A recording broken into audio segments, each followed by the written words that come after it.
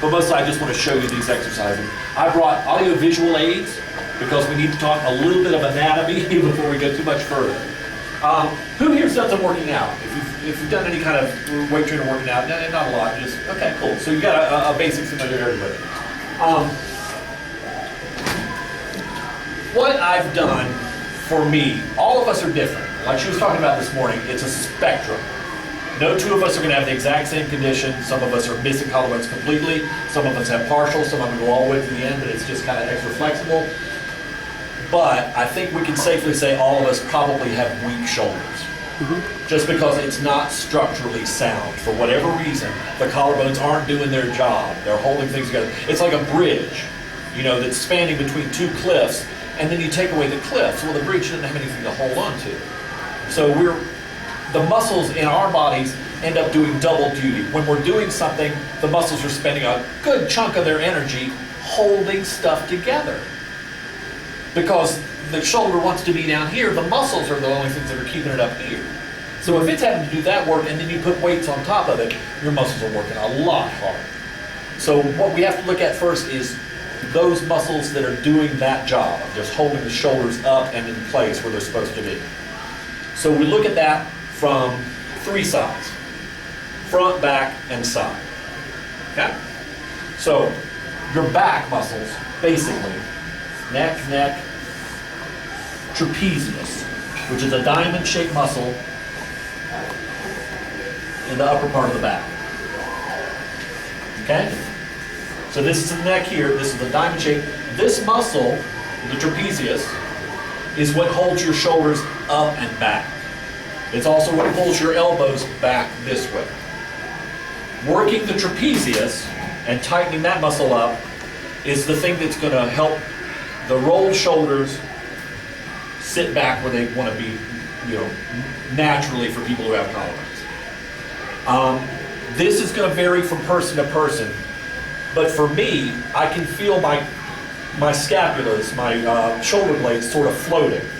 So what I do first off is lock those in and pinch them and pull them down. The very easiest exercise to do is just pretend that you have shoulders. The thing that works best is just remember to hold your shoulders back. Okay, push your chest out a little bit, but remembering to hold them back starts building a little bit of tension in there. And the next thing is some weights and stuff that will work those muscles more. But the easiest exercise to do is just think about doing that. Okay? The chest is the opposite problem. The difficulty with having no collarbones is if you work your chest, those muscles want to shorten and tighten up. Well, what happens then is your shoulders roll forward and it makes you look even narrower.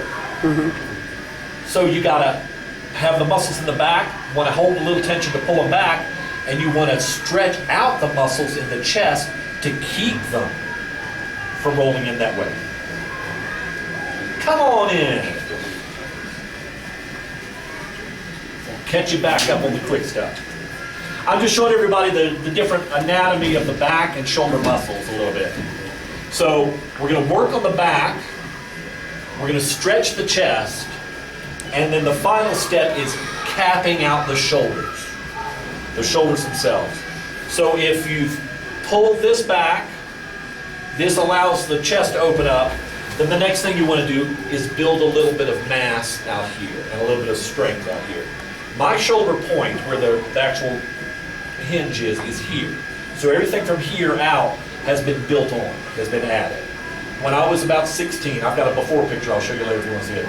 My arms were as big as my wrist, and my shoulders stayed like this. Now my arms are about 10 inches bigger than my wrist, and then the shoulders are hopefully proportionate with it so that it looks a little bit more normal. I don't really want to look normal, but you know. That's right. It's there. So talking about the shoulders, I'm going to have to go anatomy again. I don't want to get into the details of the small muscles that make up the rotator cuff. There's 4 different little muscles. They're attached in different directions from the front, the side, and into the back. The important thing to keep in mind is they are small, they are weak, and they help with rotations. Okay? So these exercises that I'm going to show you right off the bat here are shoulder exercises that are used for rehab purposes. When people have injuries, have surgeries, things like that, these are the sort of exercises that they will show you at any PT office that you go to. You can look all of these up on YouTube, and there'll probably be some other variations on it as well. But these are, if anybody's ever done ballet or football or anything like that, there are some basic drills that you do your entire career. Ballet always does bar work. Football players are always practicing the crouch and getting off the blocks. This is the same sort of thing for people with CCD. These exercises that work these tiny muscles in your shoulders, and as easy as these are to do, is something that you can just keep doing forever. Later on, they can be a good warm-up before you do work, or if you start feeling like something's bothering you a little bit, this is what you can go back to. I like using rubber cables for these exercises. You don't have to. You can use dumbbells and stuff for them as well, and there's all sorts of different variations on the cables you can use. These I bought, I think, at Walmart for 10 bucks. So, that's better than $30 a month for a gym.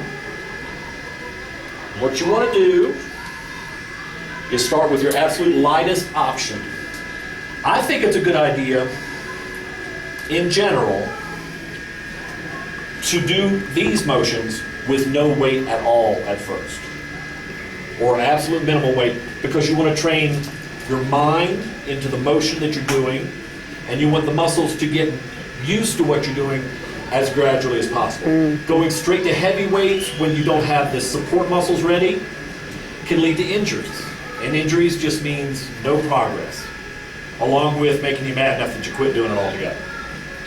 So let's just show you these basic rotation movements for the shoulders. The first one is a rotation out from the elbow in a fairly locked position.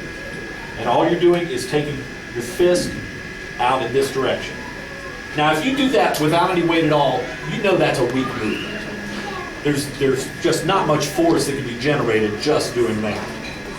So if you have a cable that you can hook onto something,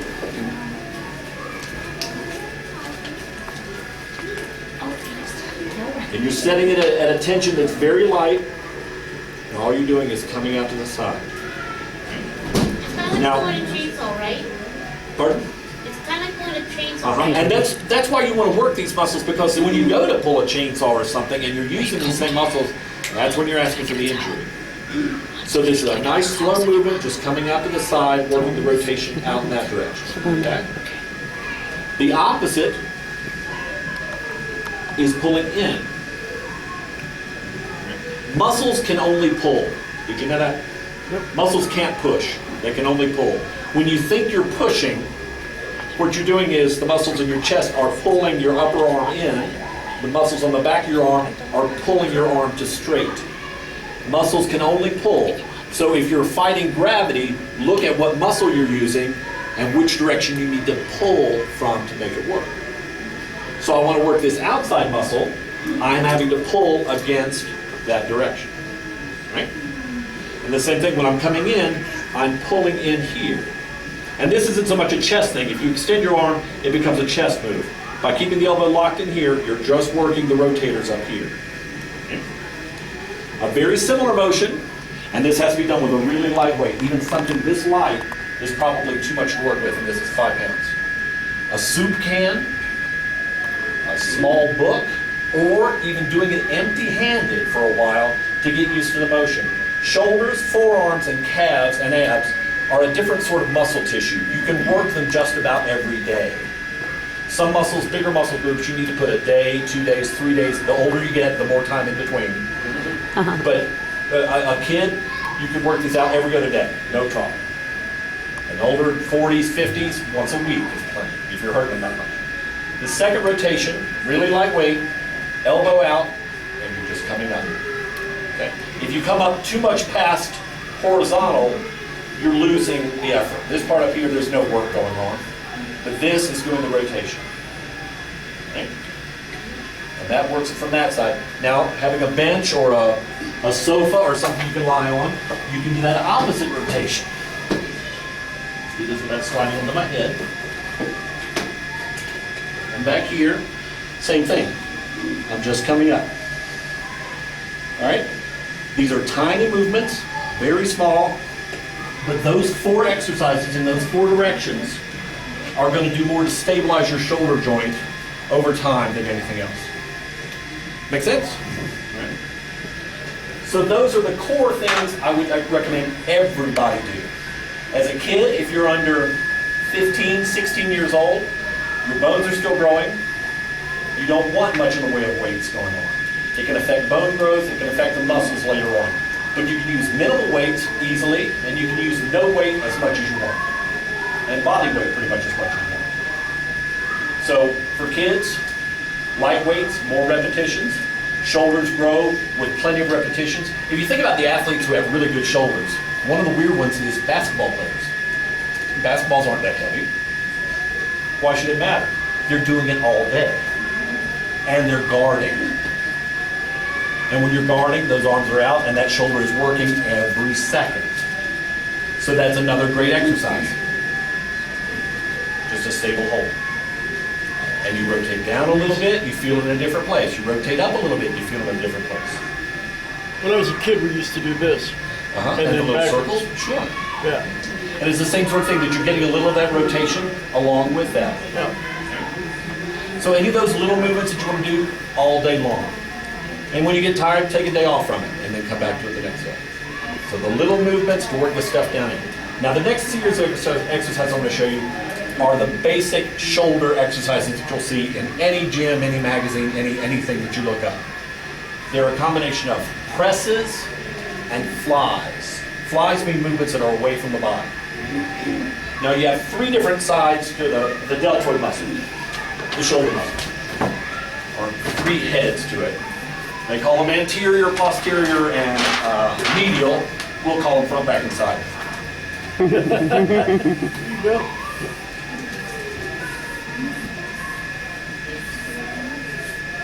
All right, another vague drawing. So this is the shoulder muscle on top of the arm.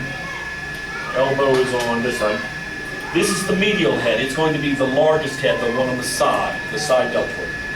The posterior head, the one in the back that attaches to the back muscles, is a small, very weak muscle. It assists in everything that your back does, but it's not isolated unless you go out of your way to isolate it. The front deltoid is the confusing one. Because even though it's in the front, and it looks like it shouldn't be as involved as it is, all of your overhead pressing is isolated on the front part of that deltoid. So any motion that you do that is taking your arms overhead, taking the elbows up and overhead, is going to work that front part. You can also work it by doing front raises. And then when you do side raises, it's going to work that side one. There's something called an upright row that also works the side. And then there's an exercise called a bent over fly that works the rear ones. So in quick sequence, if you're going to be doing these light weights, no weight at all if you want to get used to it that way, soup cans, a couple of bricks, whatever you want to work with. Water bottle, because then you can get exactly how many ounces you want. And then you work your way up to water jugs. You know, that gives you 5 or 6 pounds on each one. If you're isolating, now this is tricky, if you're isolating the front deltoids, you want your elbows out, away from your body at about a 90 degree so that you're coming up. You don't want to lock out too much of the elbows, keep it a little bit down. One of the things that's important for shoulders as well is something called constant tension. You don't want to get to a place where it's doing nothing in the middle of the exercise. You always want it to be working a little bit. And one of the things that really activates growth is something called time under tension. Now that can happen from just doing like basketball stuff where they're out there all day long, or you do a series of exercises that end with a static hold. And that gives you an extra 30 or 40 seconds that the muscles are just being used without being used in motion. Okay? It's easier to press with your elbows at about a 45 degree. This takes some of the pressure off your shoulders. And if your shoulders are a little weak or you've got what's called impingement, where you feel it kind of pinching when you come up from the side, then adjust it. If it hurts to do this, don't do this. Anything you find that hurts, don't do it. It's different to be sore the next day. But if it hurts while you're doing it, find a way around it. Make an adjustment. Move something somewhere. But if your elbows are a little bit in, and you're just pressing up and coming back down.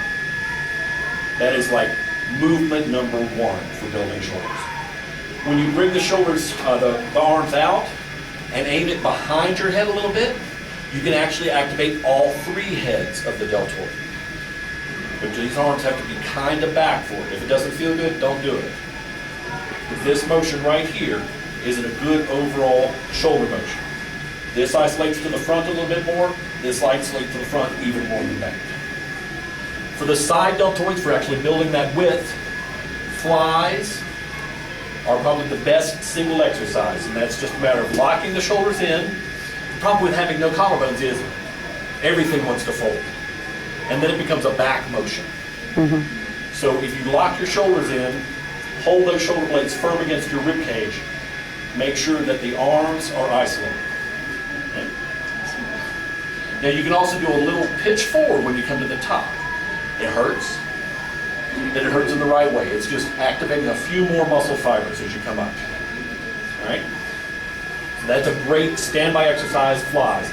Another good outside head of the deltoid exercise is what's called upright rows. Now these can be done with a little bit more weight. I don't know if there's an actual barbell in here. No, I'll do it with the dumbbells, but you can do it with the barbell as well. The arms are doing the same thing that they're doing here, but they're doing it with the elbows bent. Okay? So what you're doing is you're just taking the weight down in front of you, holding it up to about shoulder height. When you start coming up here, it changes into something else. You're just coming up to about here, maybe a little hold, take it back down. Same thing, if you feel like your elbows are coming up too high and it's pinching, lower them down. They don't have to come up much higher than the shoulders at all. But this upright row will really build some strength and size there. I have a question. Sometimes when I'm at the gym, I notice that because my bones, because they're not meeting, sometimes my bone gets stuck underneath the other one, and then it pops out, Yeah. pops it, and so it sends singeing sensation betcha. down. Am I doing something wrong? What you're probably doing, you may have another part to the collarbone that's out here that's rotating underneath. It's underneath it. Uh-huh. Yeah. I think what you might have to do is find a way to either lock your shoulders back where it's avoiding the motion, So locking or it. lock the shoulders forward. So wherever you find that you're moving that it will catch, find a different path. So anything you're doing with your arms and shoulders or anything should be locked? I like the idea of locking it in back here. Now when you're working the trapezius, the trap, then I love having that extra flexibility in the shoulders. Because our tendency is to lift with our neck anyway, Yeah, and you we- don't want to strengthen that part. You want to force it to be the shoulders. Yeah, Otherwise, when you're just making more of the bad thing. Yeah, when we're doing the isolation, very specifically that. Now there's some motions I like, compound movements that do work a lot of muscles at the same time. But for what we're talking about here of isolating the shoulders, definitely lock things in, do them as smooth as you can. Now for the rear deltoid, it's a little easier to do with a bench or something where you can rest your head. But basically what you want to do is have an angle so that you're forward about 45 degrees or so. And if you have your head balanced up against the back of a bench, you're doing this same motion that you would do for the side, but you're doing it bent over, pinkies up, and coming out. Okay? Again, locking the shoulders in place so that you're not doing a big swing and pulling the trapezius into it. Locking the shoulders in so it's just the back of the shoulder that's doing that. And this is 5 pounds, and it's hard for me. It's a very tiny muscle, and there's just not much to work with back there. So don't worry about feeling weak when you do it. And if you just want to try it on your own, where you're just bent over and you hold them out there, you can do 4 weeks of that, and you'll start getting a little bit more size back here, a little bit more strength. These things make sense? All right. So in looking at these things in stages, stage 1, tiny muscles, tiny movements, little rotations, very lightweight, lots of reps. The second for building strength and size, mostly strength here, presses, either elbows out or elbows forward. You can do front raises, or side flies, upright rows, and then bent over flies. That's a shoulder workout. I mean, if you've done those, 8 exercises in the course of a day, that might be enough. Now, people talk about sets and reps. You hear that all the time. Yeah, I was about to ask, like, how many repetitions do we have to do for the exercise for the shoulders? Perfect. I recommend for beginners and for these smaller movements, 15 reps. 15 repetitions of each of these exercises, 2 to 3 sets. So in case you don't know, a rep is a repetition. That's 1 rep. A set is a group of reps. So I would do 15 of these, and then I would rest for a minute or 2 minutes, and then do them again. And you can do something else in between, a different exercise, as long as you're not still stressing that same muscle. The muscle has to get glycogen back in it, has to restore itself, get the energy back up. And so by the time you get to that 3rd set, if you're doing 3 sets, it should be a little hard to finish. That's what you're looking for, is, you know, having to work a little bit on that 3rd set. Now, as a beginner, I love 15 reps. As you get advanced, start pulling those back. 12, 10, 8. When you start going for size, even more. 8, 5, 3.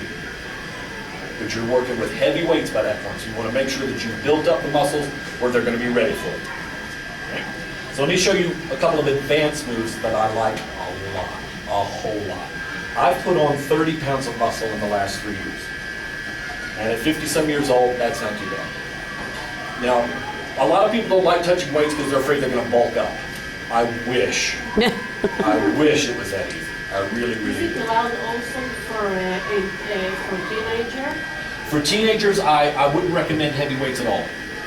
Because until the bones are fully formed, there's no body weight exercises, push-ups, chin-ups, things like that. As long as you're not going past body weight, I think it's okay. Because you'll see, you know, gymnasts and a lot of people are doing that sort of thing. But when it comes to weights and isolating a lot in one place, I'd hold off until 16, 18 when the bones are really starting to lock in. Yeah. Sure.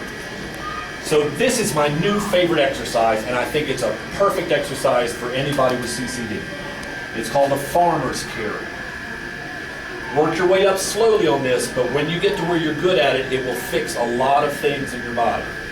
All it is picking up 2 very heavy, similar weight objects. You lock the shoulders back in the position you want them to be in, and you go for a walk. That's all there is to it. You walk as far as you can go until your grip strength gives out, which is going to happen first. Then as you do these over time, eventually the grip strength doesn't bother you so much, and instead the arms want to give out first. And then the shoulders want to give out. Something's going to give out. But this holds the shoulder together in a way like no other exercise does. All the pressings and things that we're doing, the shoulder is kind of floating.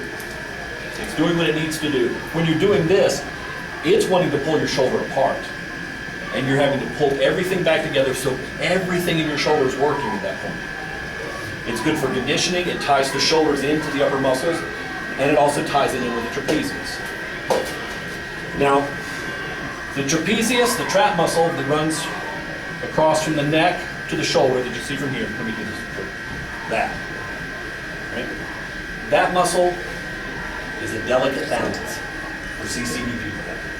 Because if you don't build it at all, you end up with kind of a scooped look. You have a neck, a gap, and then shoulders. If you build it too much, then you end up looking like a bullet. Right? But finding that nice balance where there's a line, where you don't have a dip and look like a bald eagle. But that little line that goes across there, and it also helps pull the shoulders up and back. So this same carry works those as well, and there's something called shrugs that works about the same way. That's holding a heavy weight, letting your shoulders drop, and then pulling them back up. Okay? Just like it says, just a shrug. Your arm shouldn't be involved in it too much, it's just lifting your shoulders up. Try not to get too loose face about it. But that will help pull the shoulders up and back and keep them there. There's also a rowing motion that works that back as well. Let me get to this thing right here. You're fine, so wherever you are. This can be done with a straight bar or with a rope like this. Arms out in front, pulling your elbows out away from the body, and pulling the weight into the center of your chest. You can do this standing with a pulley. You can do it bent over with a lightweight barbell. There's other machines where you sit and you pull something towards you. With the elbows up and away from the body, it works the upper trap where we want it. If you start pulling down, then it's starting to work the latissimus muscle, the lats, which is also good. Because when you build those up, it pushes your whole shoulder away from the body a bit. And that adds to that sort of deceptive V. We're looking to make fake shoulders here. That's right. You know, we'd love to have the collarbones that already stick them out there. That's not going to happen. But what you do is by building up the muscles underneath there, it pushes everything out a little bit. And then by adding on more, it gives that appearance of the V. Cool? All right. Let me show you some nice chest stretches. Because the way that your shoulders want to pull in, you got to fight it your whole life. One of my favorites, and probably the easiest one to do, is just a doorway stretch. Find a door frame. Find an angle that works for you. This is going to be different for different people, but find an angle that works for you. Place it, keep your arm bent a little bit, and what you're going to do is think about where you're stretching and pull away. Right? Pull away from where your arm is until you feel it going all the way across from your shoulder down into your sternum. Feel it? Now, the more of that you do, the more it pulls that, gives you the capability to pull back out this way. Same thing on the other side. Just pull, let it stretch through. You can also do this with a cord or a towel. Hands behind you. And then just come up. Now this is a little too stretchy for that when it comes down to it. So let me tighten up a little bit. You can lock fingers, right? I just lock fingers and do that word. Uh-huh. Right? Does that Yeah, the work? lock finger, I used to be able to do this, I can't do it anymore. It's a yoga stretch where you would lock the fingers and then flip the hands over. There's too much stuff in the way now. But yeah, the locked fingers, and that ends up pulling a little bit more of the lower back. It doesn't do as much of the upper. With a towel or something else, and you've got that behind your back, bend forward and let gravity help you. And then once you get up there, a little like sort of golf swing back and forth. And you'll feel that pull across the chest, switch sides as you go. And then you can just hold it there and let it stretch. And the more you do that, the more it gives you the capacity to open up your chest more. For the young people in the room, science went one way, went another way, and then came back around to the first way. For a long time, they used to believe bodybuilders did this thing they call chest expansion.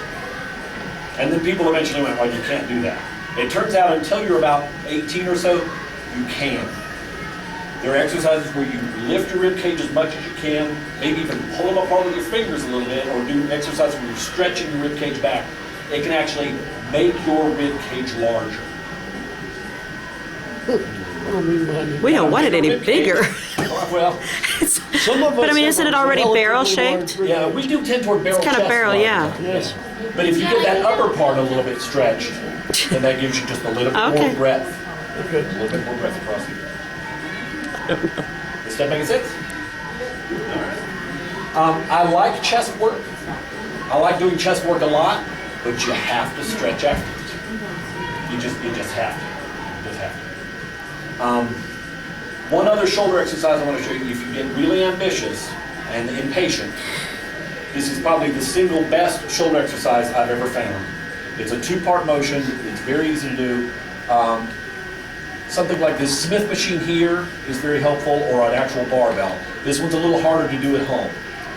But what it is a set of flies followed by a static hold overhead. I'll just demonstrate what it looks like without actually doing the static hold, but it takes very little weight for the static hold part. So what you do is, get your nice weights for about 15 of these, you go straight through it, right? And then you get to number 15, you put them down, and you immediately pick up an empty bar, 20 pounds, 30 pounds, something like that. It's not going to be a lot. Lift it up, lock it back here, so it's behind your head, and hold that position for 45 seconds. So you've already done 30 to 45 seconds when you're doing these, and you do another 45 seconds of this. You do 3 sets of those, and you will have shoulders. It will do it. It's hard. You get to that last one, and you're just going, why did I think this would be a good idea? And it just hurts. but it's time under tension. They're under motion for this part of it, and then they're locked in, but they're still working for this part of it. So if you're only going to do one shoulder exercise beyond your basic, rehab sort of stuff, that's the one I'd recommend. It did more for me in a short period of time than anything else. Sure. What you're doing is 15 of these, and then immediately a barbell bar with not much weight on it, locked up and held a little bit behind your head. Your arms are almost locked all the way out. Very wide grip, and you're sort of pulling back against that bar a little bit while you're also pushing to hold it up. And that holds a lot of tension right there, and you just keep it there for that 45 seconds. Put it down, 3 sets. 3 sets. Kind of like clean and jerk, isn't it? When they finish, they go up. Yeah. When they get it up before they. Yeah, because they're up to here, and that's kind of the same thing, and then they're locking out. Yeah. But then once they get it up there, they get, a 3 count, and then they drop it. So it's that, but you're doing it parallel, so you're not going into a split for that, because that's going to, But I see them when they pull it up, they snatch it up over the head before they go up. Yeah. And that's Barbells behind their head. Yeah. But a lot of them have gone too far and end up having to drop it. And that was something I didn't know about for a long time. I thought that, they used to do behind the neck presses, or behind the neck pull downs, and then somebody decided that wasn't a good idea, that it caused more shoulder impingement. But then they come around, they realized that lining up behind the ears is the place that sort of gets all of the muscles at the same time. Any questions on any of this stuff? Yeah.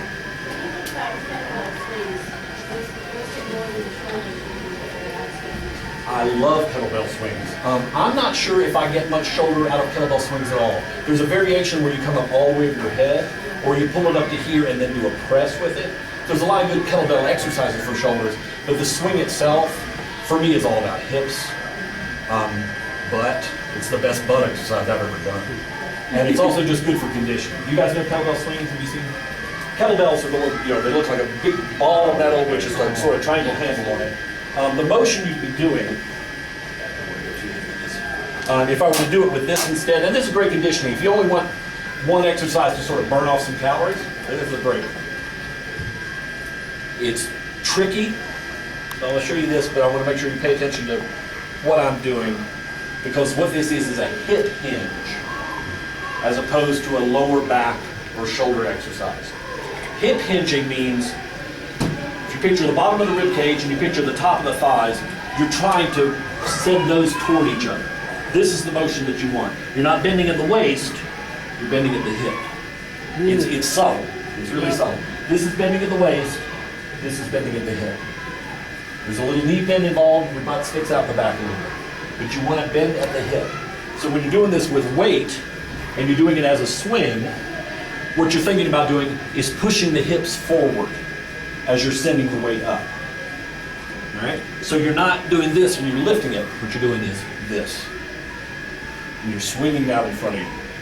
But you're using the hips, and then when you get here, you lock in Just gonna lose that and let the weights bring you back down. And you can do it with a dumbbell. It just works a little bit better with a kettlebell as far as the grip goes. But you see, there's some shoulder rotation that goes with it, but there's not a whole lot of shoulder motion that goes with it. Yeah. When I was in high school, they taught us to not let the weight come down, but to bring it back down with the same control you brought it up with. Sometimes they say a with that- 3 and a 5. Yeah, no. That's different. That's a thing about momentum. Usually you want to fight momentum. You're right, that in most exercises, you don't want to move things fast because then you're cheating. Yep. You're kind of cheating. This is an explosive movement, Okay. and you're using heavy enough weight that's the exercise is right there. Okay. But for every these other But things, for I'm gonna curls place and about things that like up. that, you were supposed to go down slowly, Yeah. come back up slowly. All of these. Yep. Going up slow, eccentric, concentric. Eccentric means away from the center, concentric means toward the center. So if you're doing like the upright rows, a 3 count up, 1, 2, 3, a 5 count down. Okay. 1, 2, 3, 4, 5. You build more muscle lowering a weight than you do raising it. It's a weird thing, they call it negatives. So go slower on the way down for any of these on the way up. And it'll pay off a little bit too. Cool. Other questions? and we're covering a bunch of stuff, and I got a million things I'm going, oh, I'm going to forget that. We're gonna watch the film. In general, your arms are going to be stronger than your shoulders are, which means your arms may start growing before your shoulders do. That's okay, because that gives you functional muscle. So if you can do something because your arms are stronger that you couldn't do a month ago, it doesn't matter if your shoulders aren't involved yet. They will be. They'll come up later. But getting that functional strength is a good thing. Really good. Anything else? All right, quick recap. Little movements. In, out. If you don't have cables, that same motion that I was showing you for that, if you lay sideways on a sofa and you have a weight, it's the same motion. You're fighting gravity, pulling that way. And then you rotate over and pull in from this side. Okay. And then the same thing for those. Light weights going this way, lay back, light weights coming back over this way.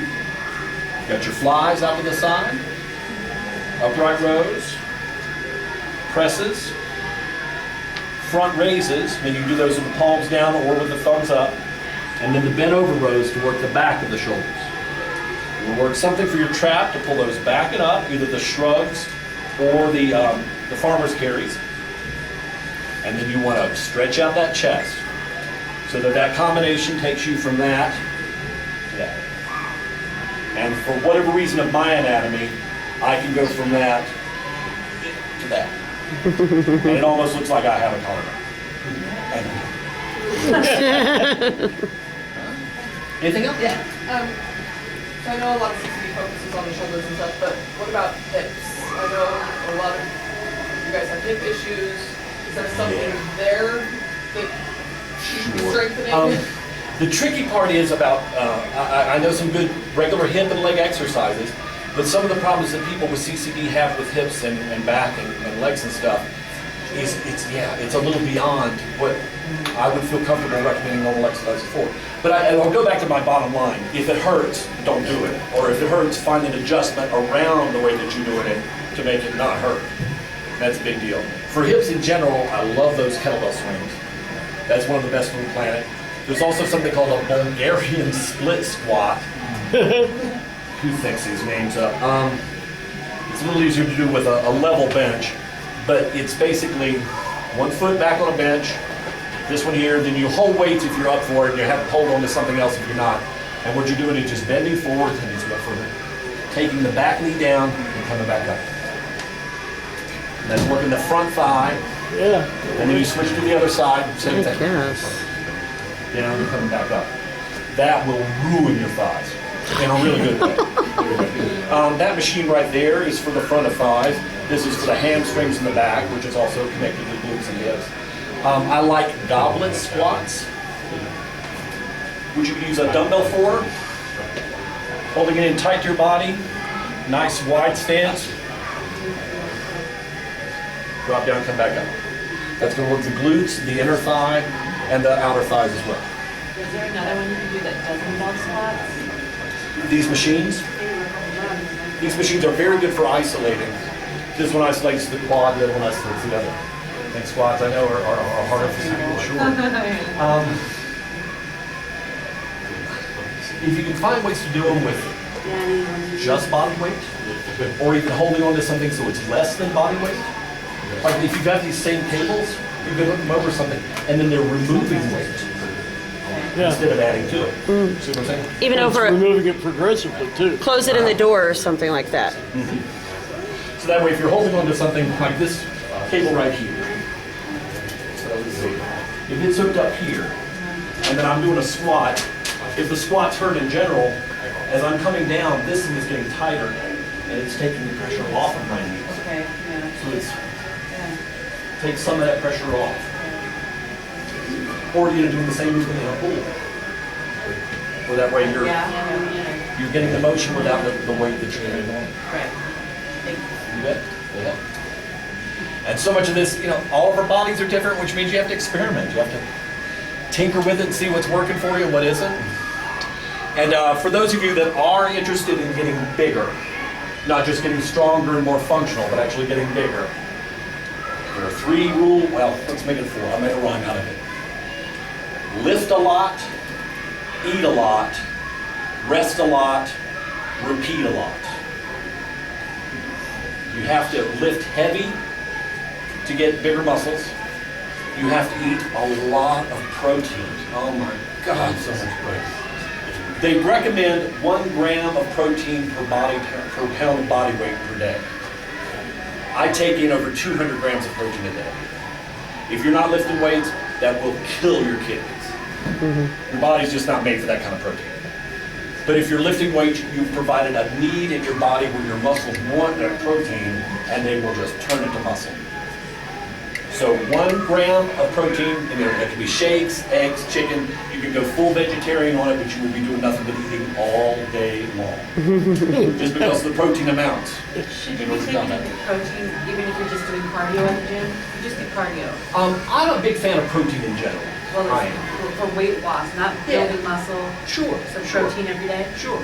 Yeah. And you know, if you set it at, say, 1/4 gram or 1/2 gram per pound of body weight, and then in that extra calories you're taking in from the protein, see if you can't find a way to pull that back from something that's less, you know, some less bread, less At least a potatoes, shake less a rice. day, like at least a shake, yeah. I'm a big fan of these Premier protein shakes. It's like Costco and stuff. And you know, they run a buck and a half a piece. And they're, let me think. Each one is 30 grams of protein. So I supplement my diet with about 4 of those a day. Wow. And that gives me more than half of what I need, and the rest of it is coming from tuna, salmon, chicken, eggs, fish, beef, lean beef, things like that. 1 protein for every. 1 gram protein for every 1 pound of body weight. But that's if you want to build Only muscle. if- Don't do this as just a general thing. If you want to build muscle, lift heavy, up your protein, and then there's all these weird doctrine things you do with carbohydrates before and after workout, but there's plenty of people writing about that on the internet too. Anything else I can help? I know I'm forgetting stuff. I know I am. I love push-ups. I do, and I like doing them from different angles. I have short collarbones, so building up the upper pecs has been really hard for me. And upper pec building means an angle. Instead of coming straight overhead like you would for your shoulders, you come out at an angle about 45 degrees for your chest. That works the upper part. Dips and other motions where your elbows are coming this way work the lower part of the pec, and then regular flat push-ups are going to work basically the whole thing. If you want to work the upper part more on push-ups, then elevate your feet. Get your feet up so that you've got that downward angle when you're doing the pushing. This is going to change for every person doing them about hand placement. Some people can't do them in close because it hurts. Some people can't do them out wide because it hurts. So find a place that's comfortable, find that groove, work within that groove as long as you can, that you're getting progress and getting stronger. Then you've built up muscles in a way that you can move out of the groove later on. So find a nice, comfortable place to work, make it effort. But once that effort starts getting less and you're able to do it easier, make it harder. That's the worst thing about exercise. As soon as you start getting used to it, you gotta make it harder. Because otherwise you're not getting anything out of it anymore. If you're getting stronger, the weights have to go up. Yeah, exactly. See, I don't know about anybody else, but I have problems with my wrist. Yeah. And Yes. so when I used to do push-ups heavy, it's going to affect my wrist. Sure. So I started doing them on my knuckle. Yeah. Off my wrist. That's a karate thing to do, is go on the front knuckles. Like this. You betcha. You betcha. And believe it or not, it don't even affect your wrist. But doing like this, with all that pressure, it hurt. Of course, you do that. But what I did was I went to Walmart and bought a pullover bar that you can hook up over your door. And if you lay it down flat, that curl comes over, and it's made to do push-ups again. But yeah, I thought, let me do it on my knuckles, and it doesn't hurt me. It's the same thing with dumbbells. Yeah, if you got some big ones, as long as your knuckles is not that, you can Yeah, use they keep those them. long. And there's an exercise for your back that you come up from here and then pull that upper back. Yeah. Over your back. It actually makes one thing that would actually turn weight really, so you can do.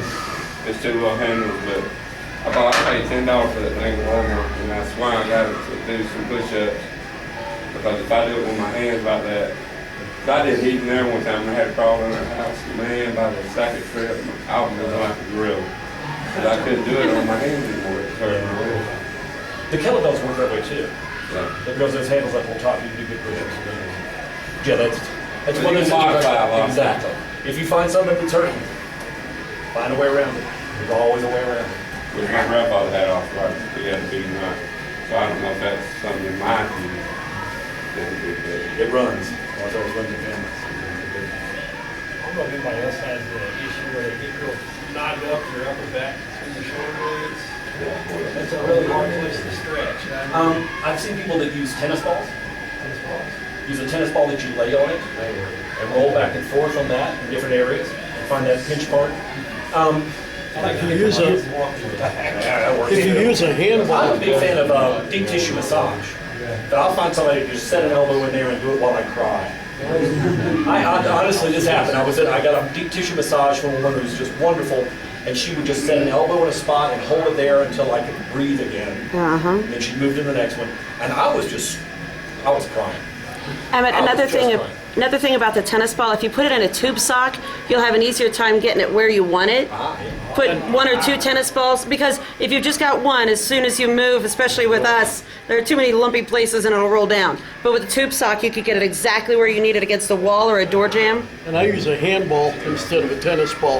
Yeah. It's got a little bit of smaller, softness. yeah.